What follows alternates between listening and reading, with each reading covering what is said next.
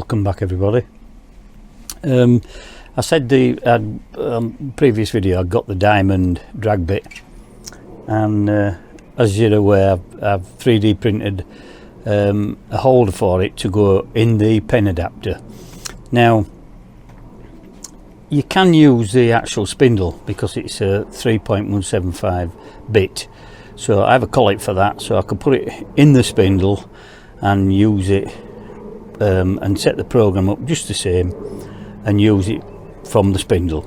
However, I find that what you don't get is you don't get that little bit of spring loadedness, if I can put it like that, when you're using a diamond drag bit. I've found, and I've done quite a few runs with it, is if you use a spindle, it doesn't give you that crispness that you, well, I found I don't anyway. I don't get that crispness, but when I use the pen holder adapted with the bit holder for the drag bit, it's given me some pretty good text. Now at the moment I've tested it out on some aluminium. I found out when I started doing the text, first one I did, font was Gabriola, and it, to be fair, I had it set with a little bit too much tension, like I did with, I just set it really like I did with the nib for the pens, for the gel pens, and I didn't need to set it at that, because what you find out when you're dragging, not running across the surface with the, because the gel pens have like a ball bearing in the end. This is a diamond, so it drags, and what you don't want to do is you don't need to put too much pressure on. So I did it, and it were legible, and I'll show you on the alloy. But then what I did was I did the same one a bit further down. However, I took a little bit of spring pressure off it, and you need that little, I think you need that little bit of spring pressure just to keep that on. The program's set at 0.2, as I said, so it does, that would be what its plunge depth would be, but which is only small, so if you have a great deal of pressure on it as well, it's going beyond that, where it's really putting some force on. You don't need to do that. The diamond's so pointed when you look at it that it'll scratch any surface it touches, and it will cut glass. So, but what I'm going to do is I'll show you it. But when I did it, and I've done 3 lots of textures, and then I changed from the Gabriola font, I changed to the actual, you can, in the program you can actually select single line text, and it makes the text, it sort of expands a little bit, but when you see the results of the single line text, it's pretty good. I'm really pleased with it, how the outcome is. But I mean, basically all this is just to show that it's another way of using your CNC machine. If you wanted to do something, if you cut something out and you wanted to put a brass plaque on, you wanted to engrave it, you didn't have a laser, then you can do it. And I'm no doubt you could do it with the actual, providing you set with the spindle, put it in the spindle collet, providing you set it up right, the Z height and that, and you get it right in the program. But as I say, this was unknown territory for me, because I don't do that sort of engraving. If I wanted to do anything, I'd either do it on the diode, the CO2, or, which I would like, would be the fibre laser, but I can't afford one of them at the moment. But yeah, I'll show you it running the aluminium, and then I'll show you the results of the text and what it does. Okay, so I'll take you to the machine now. Right, here we are at the machine. You can see the aluminium. You might be able to just see some of the text that's already on it, that I've done. This is going to do it just a bit further down. I've set it in the middle, but it will go back to 0. As you can see, I've got I've done all my zeros, and I've got the software program in, which is, I'll show you, I've got 5 lots, so it goes page after page. So you just keep going, pick up the one, it's on number 5, and it's drag bit single line text. Okay, pop that in, go to there, it's in, and press play. You can see it's coming back up and it's going back to 0. Okay, 0 0, and then it'll go, and then it'll do the engraving. It's slower than doing it as a single line text and doing it as on the line as I did it with the Gabriola font.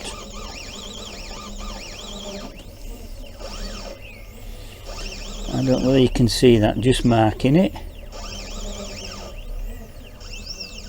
and I'm really pleased with how it's done it. But what we'll do is we'll just leave that to run.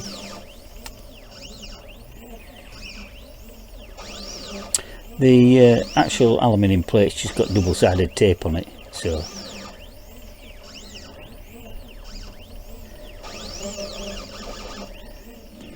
and what we'll do is I'll show you the text then when we're finished.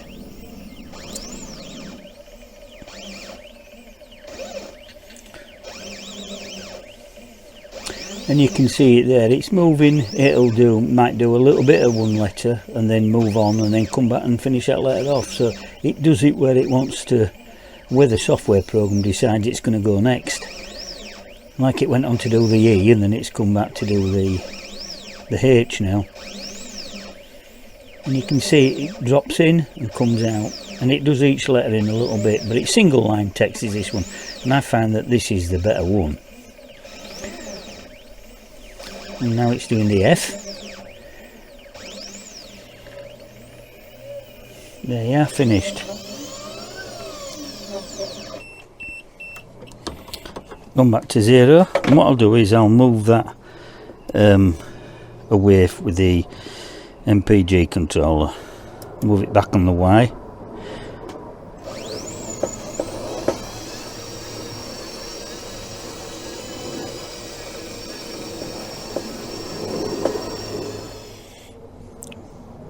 You can see that it's quite nicely defined.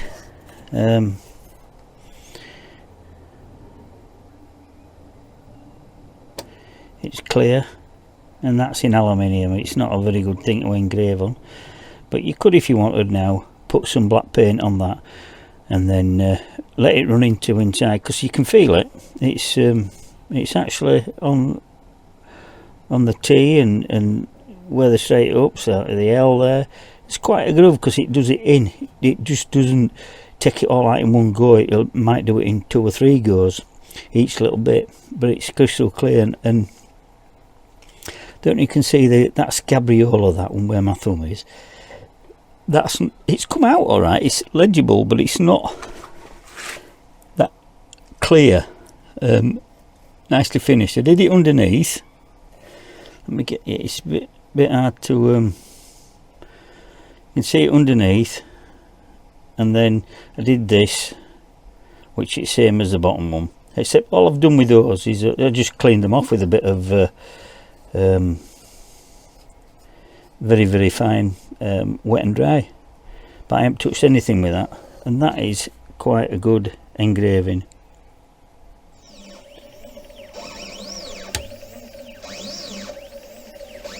I'll leave that to run and see how it does.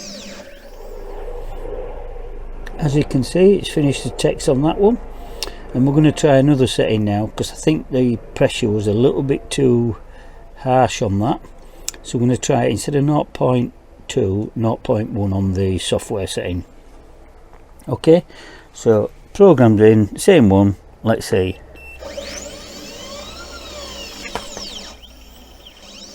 We'll come back to that when the engraving's finished. Right, we're back round. The machine's just finishing off those last letters.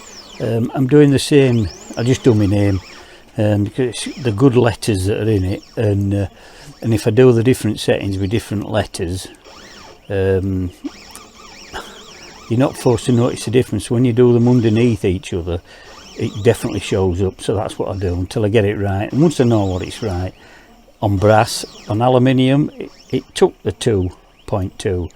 On brass, it's not like in the 0.2. So as I say, I'll show you these once they're finished and a close-up shot, and then you can compare the aluminium and the brass and see where we go from there.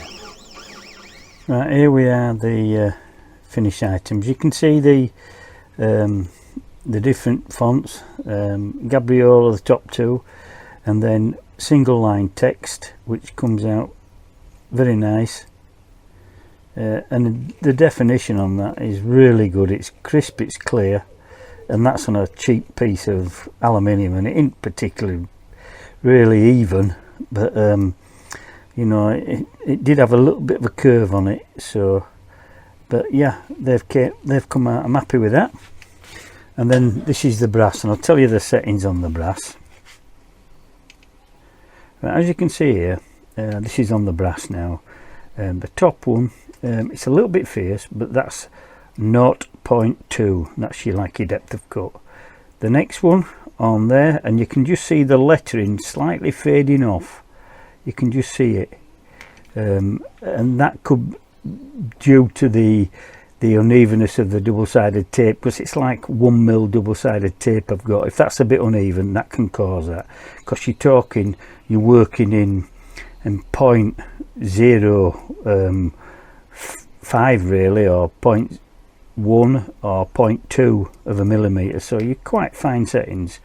But yeah, the second one down, that's set at 0.1, okay, and then third one down, that's set at 0.05, okay. That's not enough, but that could account for the tape being uneven. It was okay on the left, so that shows sign, and my table's up quite good now. I've mic'd that up and shimmed it, so it's quite good now. But if you see the bottom one, now that's come out absolutely spot on. There was very little juddering, because you are dragging it across a metal surface, and that was actually 0.15, and that is the best one that's come out, and it's pretty crystal clear. I can't fault it in any way whatsoever, so yeah, I'm happy with that. But it's like anything else, isn't it? It's just showing you the ways that you can actually get engraving done on the CNC. It's quite a versatile machine, so you know, I've shown pen drawing. You know, as a plotter, you could do line drawings on it. If you were drawing anything to scale or what have you, designing anything. I've shown you engraving now. I've shown you various other ways that you can use a CNC machine. If you watch my videos, you'll see the number of ways that I can use that CNC machine. Right, we're back around now. So as you can see, engraves, and I've tried it on aluminium, I've tried it on brass. I mean, you could probably do it on steel, but I wouldn't advise that. It's a little bit hard for although the diamond tip will do it, but you're talking about 3D printed parts there. The tolerances aren't as good as what they are in steel. You know, if you'd proper bushes and a proper metal, because my actual tool holder is all plastic, you know, it's 3D printed. But as I say, I've shown you various ways now to use my CNC machine. I've virtually got down to the limits of what you can do with it.